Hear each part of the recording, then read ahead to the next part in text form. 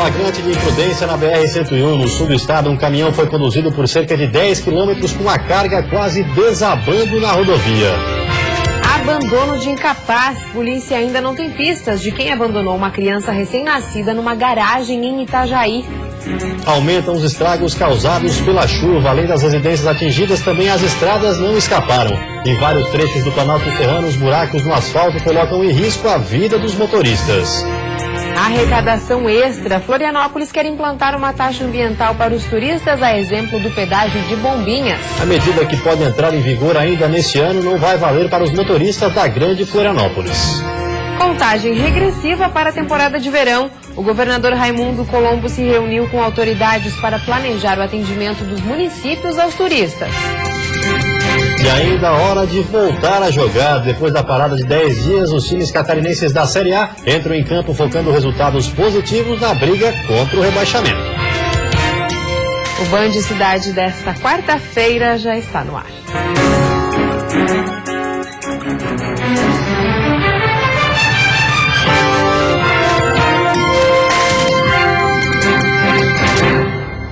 Olá, boa noite. Olá, boa noite. O bebê encontrado dentro de uma caixa em Itajaí segue sem identificação. A Polícia Militar registrou um boletim de ocorrência e agora a Polícia Civil vai investigar o caso. Durante a madrugada, a Polícia Militar conversou com moradores próximo ao local onde o bebê foi deixado.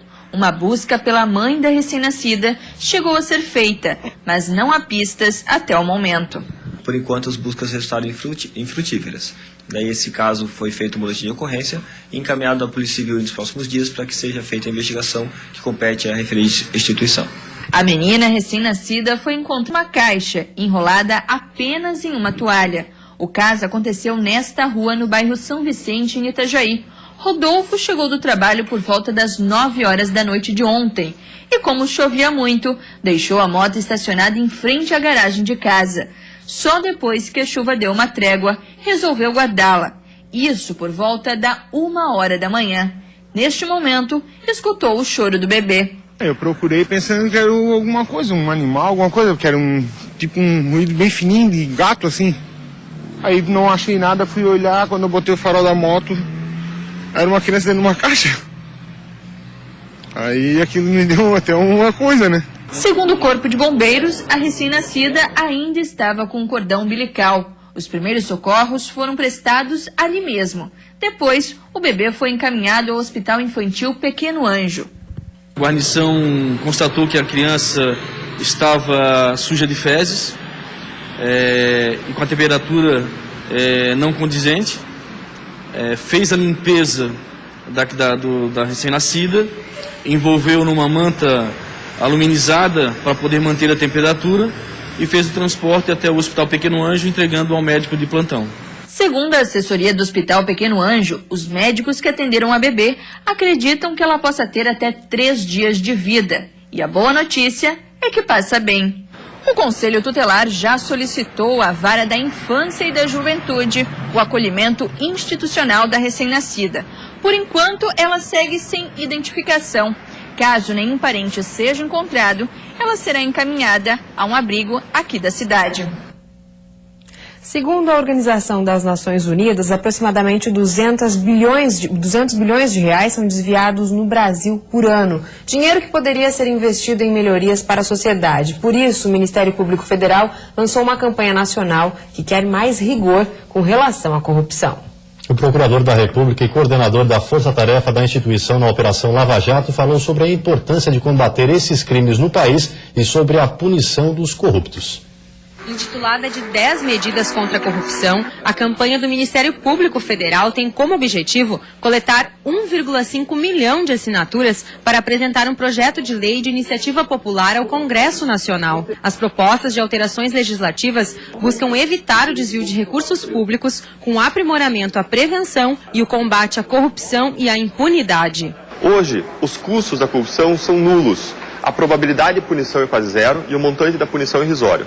E os benefícios da corrupção são altos. Nós precisamos alterar essa equação, retirando os benefícios que a pessoa consegue com a corrupção e tendo custos significativos, sendo uma punição adequada e ela sendo efetivamente aplicada. Em Santa Catarina, a coleta de assinaturas ainda é tímida. A marca ainda não atingiu 5.000 registros. E por isso, o evento de hoje tem o objetivo de dar o start na campanha pelo Estado. Santa Catarina hoje está muito pouco representada nesse coeficiente de coleta de assinaturas. Mas a gente acredita que com o start de hoje aqui, isso vai se pulverizar, o efeito formiguinha vai acontecer. As medidas buscam, entre outros resultados, criminalizar o enriquecimento ilícito, aumentar as penas para a corrupção de altos valores, responsabilizar partidos políticos e criminalizar a prática do Caixa 2. A gente está participando desse movimento no sentido de permitir que os alunos se esclareçam, debatam, os professores também, toda a comunidade acadêmica, participem do debate, do esclarecimento, sem nenhuma conotação partidária. Segundo a Organização das Nações Unidas, aproximadamente 200 bilhões de reais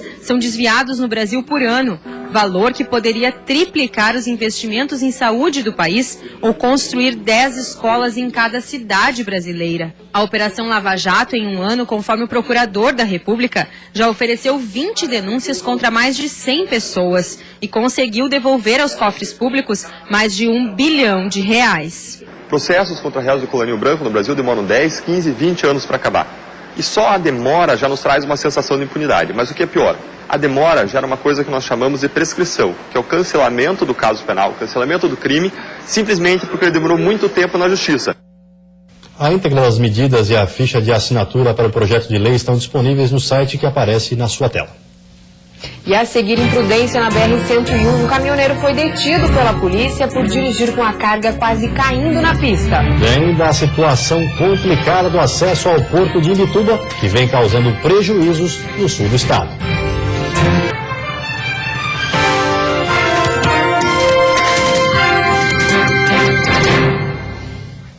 Flagrante de imprudência no sul do estado. Um caminhoneiro foi detido pela Polícia Rodoviária Federal após conduzir por vários quilômetros com a carga correndo risco de cair na pista. Acompanhamos o caminhão com placas de Içara por cerca de 10 quilômetros. A carga de bebidas se deslocou sobre a carroceria e ameaçava cair. Mesmo assim, o motorista decidiu seguir viagem. Em baixa velocidade, ele seguiu pela BR-101 entre Laguna e Tubarão.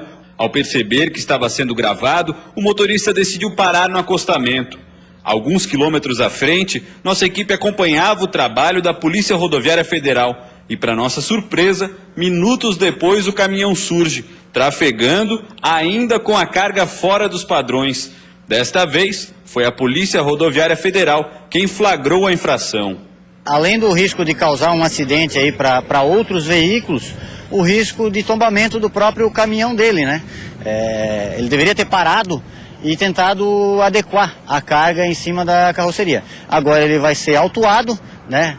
Graças a Deus não se envolveu em nenhum acidente, vai ser autuado e vai ter o veículo retido até a regularização. A infração cometida pelo motorista é considerada grave. A carga não pode ser transportada nos limites, além do limite do veículo.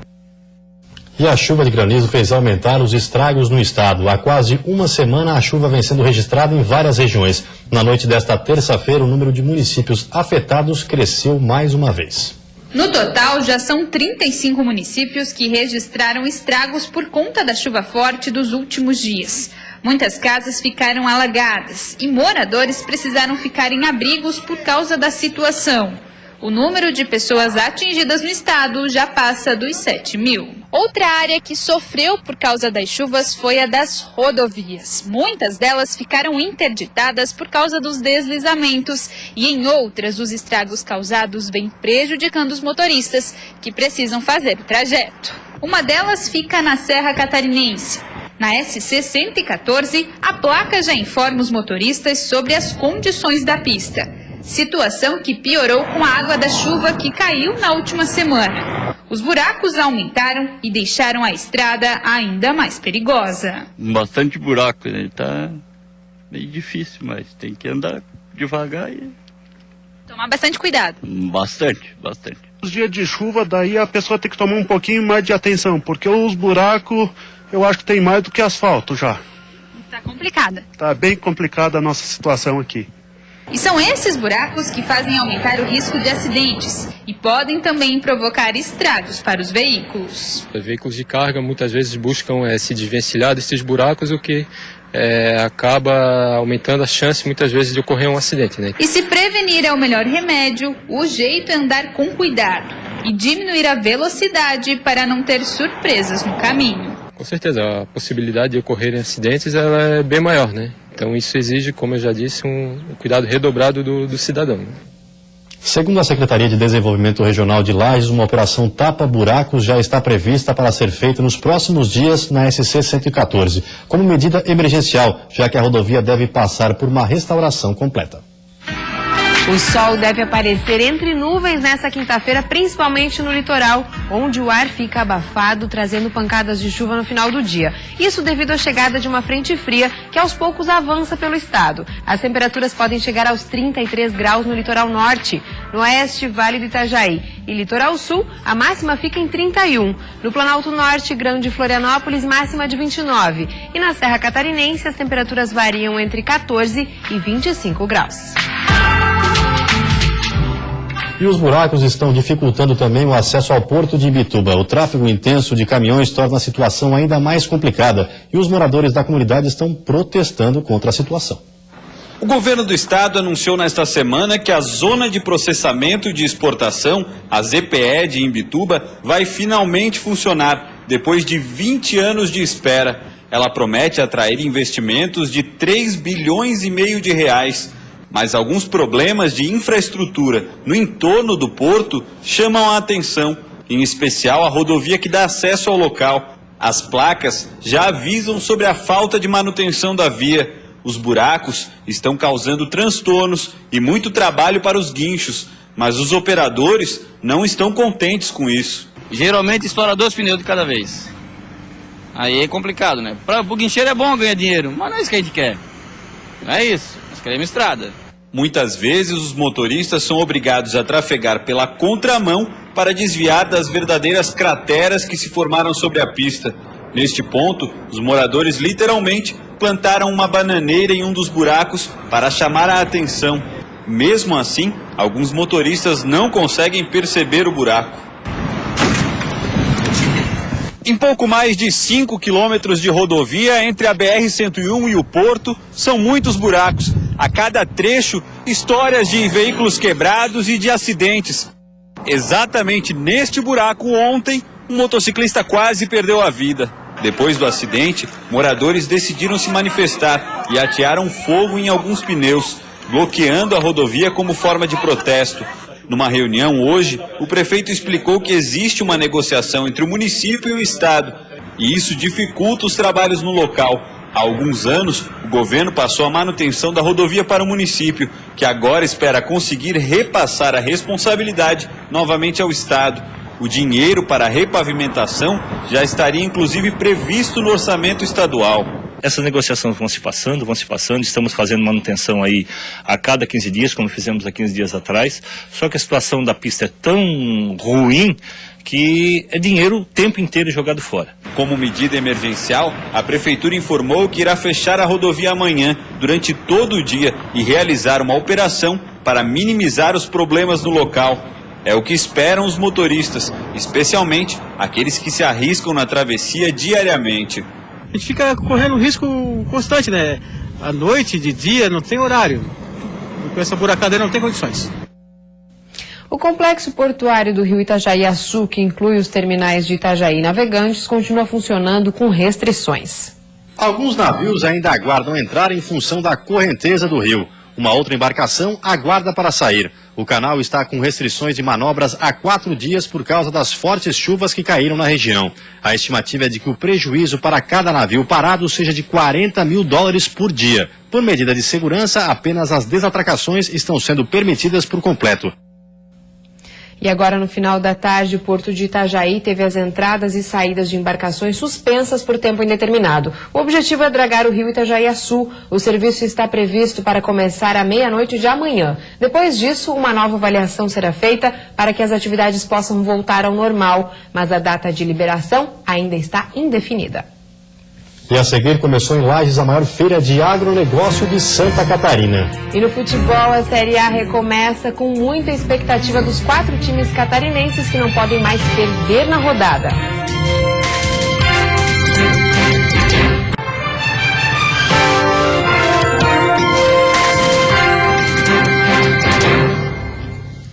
Agora o futebol, de volta à realidade. A Série A do Campeonato Brasileiro recomeça com muita expectativa. Dos 4 times catarinenses, nenhum pode se dar ao luxo de perder na rodada. Daqui a pouco, às 7h30, o Avaí pega o Sport Recife na famosa Ilha do Retiro, em Pernambuco. O Leão tem 33 pontos e está na 15ª colocação. Portanto, precisa de um bom resultado. E quem viajou com a equipe foi o meia Néstor Camacho. O paraguaio ficou fora durante um mês por conta de uma lesão muscular na coxa. E para conquistar os pontos que o Avaí tanto precisa para permanecer na Série A, vale até passar por cima de problemas extracampo, como o atraso nos salários do mês de agosto, que deveriam ter sido pagos até o dia 20 de setembro. Tenho certeza que as coisas vão ser normalizadas e vejo isso com bons olhos. E que a gente sabe que todos nós temos responsabilidade, não vamos fugir disso, porque independente o valor que você recebe, todo mundo se compromete, às vezes com um salário maior ou menor, mas todos têm seus compromissos. Da mesma forma como vejo a diretoria transparente, sempre fazendo o nosso melhor, e tenho certeza que essas coisas vão encaminhar. No Joinville não há mais chance para erros. O time que está na lanterna da competição enfrenta o Coritiba às 9 horas na Arena. Se quiser permanecer na Série A, o Jack vai precisar vencer e vencer. Por isso o técnico PC Guzmão aproveitou essa parada de 10 dias para mudar o estilo de jogo da equipe. Agora o tricolor tem 2 centroavantes e artilharia pesada contra os adversários. Uma nova formação. Mas o que eu digo, é o tempo que a gente tem, a gente não pode mais ficar esperando, o que eu estava falando, eu falei com o Bueno, preciso que você entre, não posso mais esperar entrar, a dar mais um tempo para entrar em forma, pegar ritmo de jogo, é decisão, e decisão a gente tem que entrar com aqueles que estão acostumados a decidir e estão num bom momento, né? Também às 9 horas o Figueirense joga no Orlando Scarpelli contra o Flamengo, precisando de pelo menos um empate para sair da zona do rebaixamento. Como fez durante os treinos dessa semana, Hudson Coutinho manteve o clima de mistério na coletiva de imprensa. Apesar de fazer segredo no meio-campo, o treinador preferiu não esconder o jogo quando o assunto é o zagueiro Marquinhos. Recuperado de virose que o fez perder 5 quilos, o capitão está à disposição do técnico. Vai ser muito importante se nós tivermos um grande resultado contra o Flamengo, porque além da vitória, da pontuação, é uma vitória contra o Flamengo que nos dá ainda mais confiança para o andamento do campeonato. No complemento da 30ª rodada amanhã, a Chapecoense joga com o Vasco da Gama, no Rio de Janeiro. Começou em Lages a maior feira do agronegócio em Santa Catarina. Em exposição, animais com genética de qualidade e que chegam a custar mais de R$60 mil. Esse gado está sendo preparado para participar de julgamentos e leilões. Eles precisam estar impecáveis e nessas horas a estética conta muito sim. Por isso que aqui tudo é preparado com cuidado para que os animais se destaquem na hora da venda. Imagina que num gado de corte a parte mais valiosa está nos quartos traseiros, onde eles têm a carga de carne mais valiosa.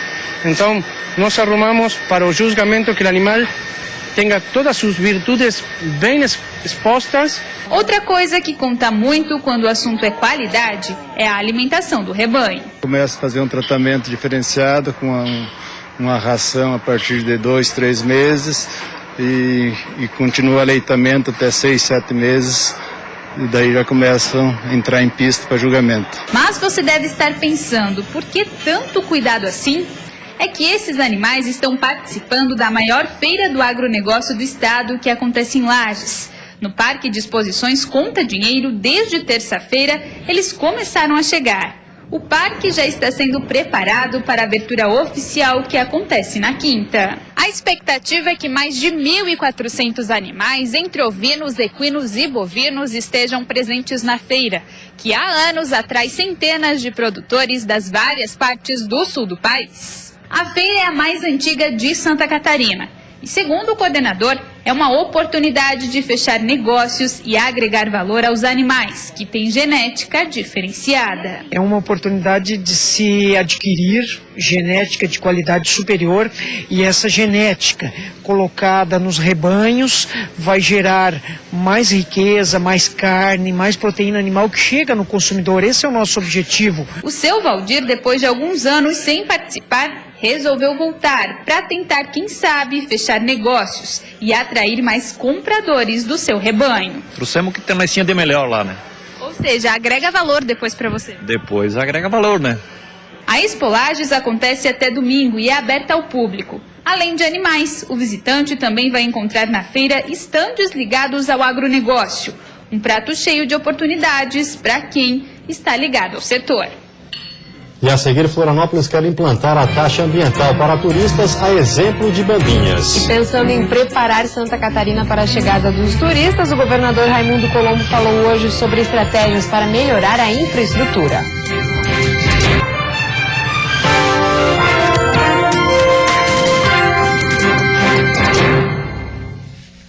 O turismo catarinense deve ser destaque no Brasil e no exterior. A temporada de verão promete registrar um crescimento recorde. A estimativa não poderia ser melhor. Com um aumento no número de turistas de cerca de 30%, Santa Catarina espera por uma das melhores temporadas vividas pelo estado. A expectativa é superar os 6.200.000 visitantes do ano passado e chegar a cerca de 8 milhões de pessoas. A promoção interna.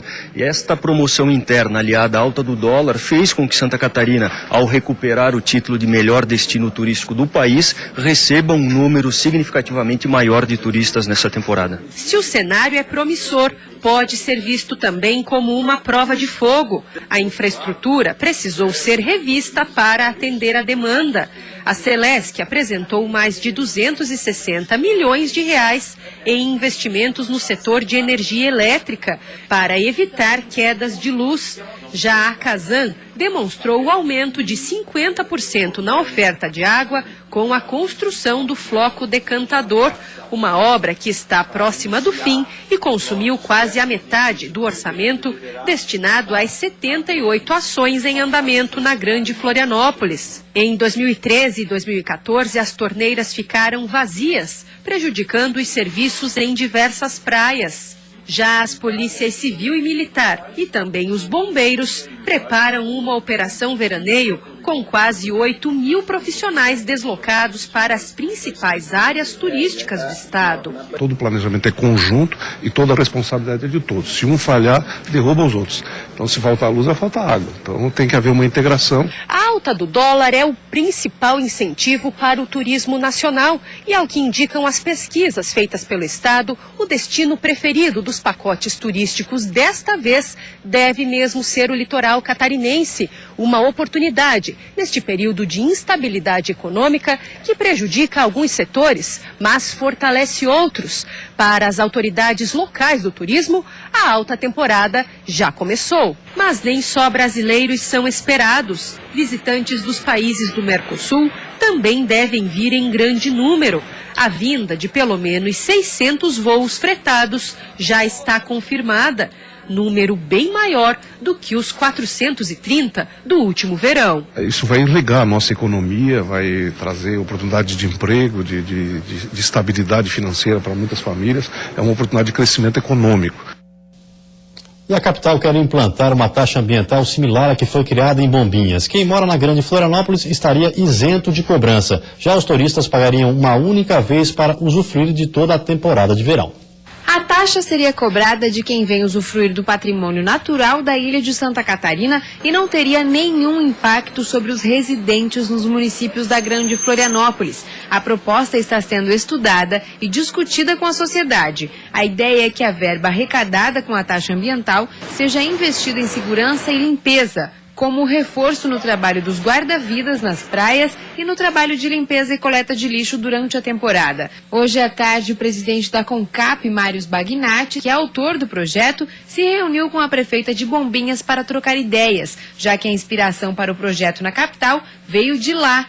Bombinhas colocou em vigor nesta última temporada a taxa ambiental que durou 100 dias e arrecadou até agosto R$ 3.793 mil dos visitantes que passaram pelo local. Se a proposta em Florianópolis se tornar um projeto, a ideia é que a taxa comece a ser cobrada dos turistas já nesta temporada. A estimativa é que sejam cobrados por veículo cerca de R$ 23.